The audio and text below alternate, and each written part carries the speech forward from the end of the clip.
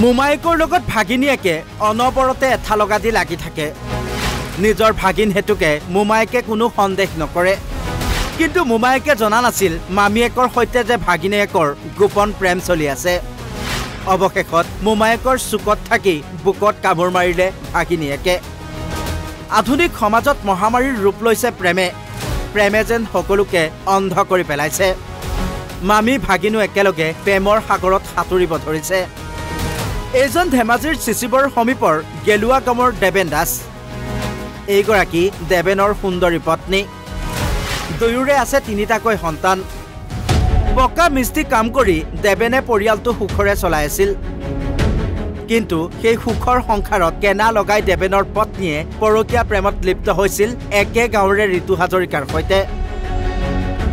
ঋতু দেবেনৰ নিজা ভাগিনীয়েক। আৰু অৱশেষত তিনিটাকৈ সন্তানক মাতৃৰ মমতাৰ পৰা বঞ্চিত কৰি ভাগিনীয়েক ঋতুৰ সৈতে পলাই যায় মামীয়েক। লগত লৈ যায় দেবেনে অতি কষ্টৰে জমা কৰি থোৱা ৩৫,০০০ টকা, সোণৰ চেইন, পাট মুগাৰ কাপোৰ। 11 নৱেম্বৰত নিজৰ ঘৰৰ পৰাই পলাই যোৱা পত্নী প্ৰথমে নিৰুদ্দেশ হোৱা বুলি ভাবিছিল স্বামীয়ে। পিছতহে গম পায় ভাগিনীয়েকে পলাই নিয়া বুলি। অৱশেষত পত্নী ভাগিনৰ বিৰুদ্ধে আৰক্ষীৰ কাষ চাপিছে দুৰ্ভগীয়া স্বামীয়ে। 11 তাৰিখৰ দিনা ৰাতিপুৱা 9:30 পৰা 10 ভিতৰত ঘৰত কোনো নথকাৰ অৱস্থাত তেখেতে নিজ স্ব ইচ্ছাৰে ঘৰৰ পৰা ওলাই যায়।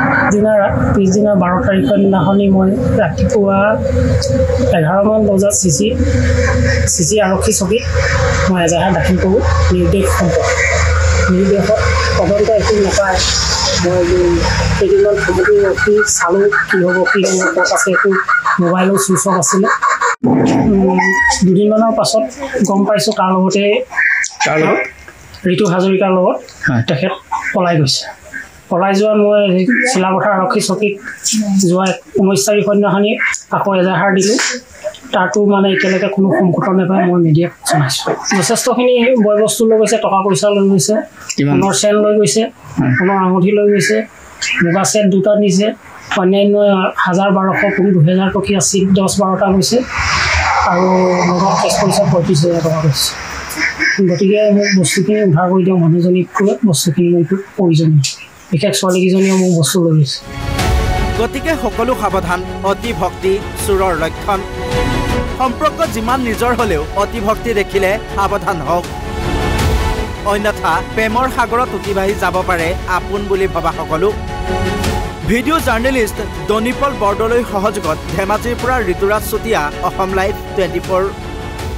11 তাৰিখৰ দিনা ৰাতিপুৱা 9:30 পৰা 10 ভিতৰত ঘৰত কোনো নথকাৰ অৱস্থাত তেখেতে নিজ স্ব ইচ্ছাৰে ঘৰৰ পৰা ওলাই যায়। পিছদিনা 12 তাৰিখৰ দিনাখনি মই ৰাতিপুৱা 11মান বজাত চিচি আৰক্ষী চকীত মই এজাহাৰ দাখিল কৰোঁ নিৰ্দেশ সম্পৰ্কে। নিৰ্দেশত তদন্ত একো নাপায়। মই কেইদিনমান সময় ৰখি চালোঁ কি হ'ব কি নহ'ব। তাত আছে একো মোবাইলো চুইচ অফ আছিলে। দুদিনমানৰ পাছত গম পাইছোঁ তাৰ লগতে ঋতু হাজৰিকাৰ লগত তেখেত পলাই গৈছে। পলাই যোৱা মই চিলাপথাৰ আৰক্ষী চকীত যোৱা 19 তাৰিখৰ দিনাখনি আকৌ এজাহাৰ দিলোঁ। তাতো মানে এতিয়ালৈকে কোনো সংকট নাপায়। মই মিডিয়াক জনাইছোঁ। যথেষ্টখিনি বয় বস্তু লৈ গৈছে, টকা পইচা লৈ গৈছে, সোণৰ চেন লৈ গৈছে, সোণৰ আঙুঠি লৈ গৈছে, মুগা চেট 2টা নিছে, অন্যান্য 1000-1200 কোনো 2000 টকীয়া চিট 10-12টা গৈছে আৰু লগত কেছ পইচা 35,000 টকা গৈছে। গতিকে মোক বস্তুখিনি উদ্ধাৰ কৰি দিওঁ। মানুহজনীক কৈ বস্তুখিনি মোৰ প্ৰয়োজনীয়। বিশেষ ছোৱালীকেইজনীয়ে মোক বস্তু লৈ গৈছে।